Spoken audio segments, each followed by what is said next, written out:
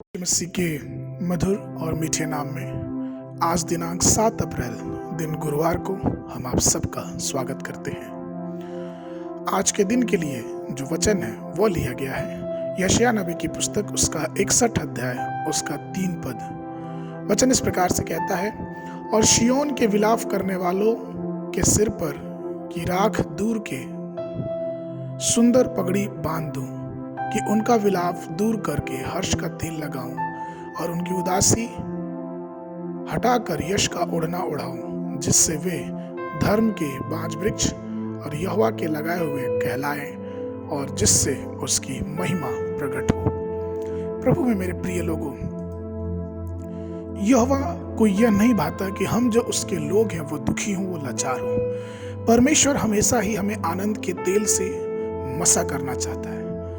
उसे अच्छा लगता है जब हम उसकी आत्मा से परिपूर्ण होकर अपने जीवन का आनंद उसकी आत्मा के अनुसार लेते हैं। और ये आनंद का जो वस्त्र है ये हम तब धारण करते हैं जब अपने जीवन में परमेश्वर की स्तुति करना प्रारंभ करते हैं। आपको मालूम, जब अंतरिक्ष में जो लोग, जो वैज्ञानिक जाते हैं तो अंतरिक्ष में जाने के समय उनको एक अलग प्रकार का सूट, जिसको स्पेस सूट कहा जाता है, उसको पहनने की आवश्यकता होती है। वो साधारण कपड़े पहन के उस अंतरिक्ष में नहीं जा सकते हैं।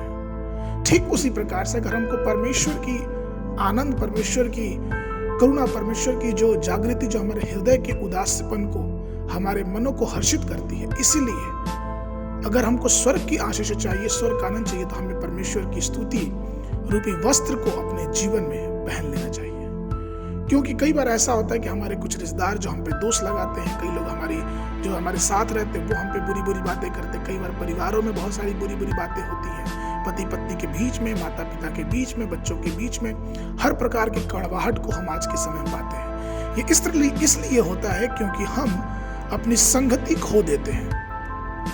और जब अपनी संगति खो देते हैं, अर्थात परमेश्वर के साथ या परमेश्वर से हम स्तुति आराधना करना छोड़ देते हैं, तो ये सारी कड़वाहट की बातें हमारे जीवन में और बड़ा घर करने लगती है।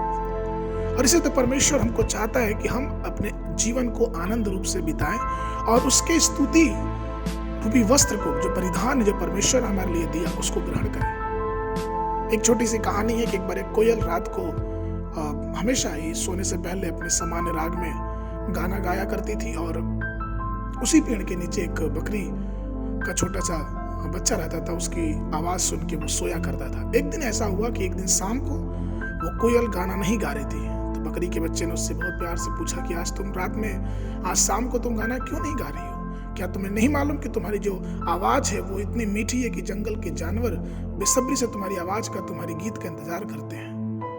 तो उस कोयल ने कहा, मैं क्या ही गीत गाऊं? देखते नहीं हो किस प्रकार से मेढक अपनी अप्रिय कर्कशता की आवाज से इस पूरे माहौल को खराब किया है। तुमको सुनाई नहीं दे रहा कि काली मधुमक्खियां किस तरह से भिनभिना रही हैं? और इस स्थिति में मैं कैसे गाना गा सकती हूँ? बकरी ने बहुत प्यार से उत्तर दिया कि हे कोयल बहन, तुम इनकी आवाज की चिंता ना छोड़ो, तुम अपनी आवाज से गाना शुरू करो। और उसके बहुत रिक्वेस्ट करने पे, बहुत विनती करने पे उस कोयल ने गीत गाना प्रारंभ किया। और जब उस कोयल ने गीत गाना प्रारंभ किया तो वो धीरे धीरे मेढक की आवाज, जो काली मधुमक्खियों की आवाज, धीरे धीरे सब आवाजें बंद हो गई और पूरा जो माहौल था वो एक खुशी और उत्साह से भर गया। ठीक उसी प्रकार से प्रभु मेरे प्रिय लोगों, दुख और मुसीबत और कष्ट हमारे जीवन में आते रहेंगे, क्योंकि हम मनुष्य रूप में हैं, इस धरती पे हैं, तो हमें परेशानियां होती रहेंगी। लेकिन परमेश्वर का धन्यवाद हो कि उस परेशानियों से बचने के लिए परमेश्वर ने हमें स्तुति रूपी एक परिधान दिया है, एक वस्त्र दिया है, जिसे हम और आपको पहनना चाहिए। और जब हम उस वस्त्र को पहनते हैं तो हम परमेश्वर की कृपा, परमेश्वर की दया, परमेश्वर की करुणा को अपने जीवन में हम उजागर कर लेते हैं। इसलिए परमेश्वर के प्रिय लोगों, आइए हम परमेश्वर की स्तुति, परमेश्वर के गीतों को गाना और प्रारंभ करते रहें। अपने जीवन के हर एक समय में उठते बैठते परमेश्वर की स्तुति करते रहें। अगर संसारिक जो परिस्थितियां हमारे खिलाफ भी क्यों ना उठे, हमारे खिलाफ क्यों ही ना मंडराए, फिर भी हम उसकी स्तुति के रूपी वस्त्र को अपने जीवन में ग्रहण करते रहें और अपने जीवन में आनंद उठाते रहें। आज के वचन के लिए जो पद है वो लिया गया सृष्टि गीत की पुस्तक उसका 2 अध्याय उसका 12 पद। वचन कहता है, पृथ्वी पर फूल दिखाई देते हैं, चिड़ियों के गाने का समय आ पहुंचा है और हमारे देश में पंडुकों का शब्द सुनाई देता है। सुबह के समय बाइबल पढ़ने का जो विधि है पहला सामुएल की पुस्तक उसका 7, 8 और 9 अध्याय, संध्या के समय लूका रचित समाचार उसका 9 अध्याय 18 पद से लेकर 36 पद तक। परमेश्वर आप सबको आशीष देवे।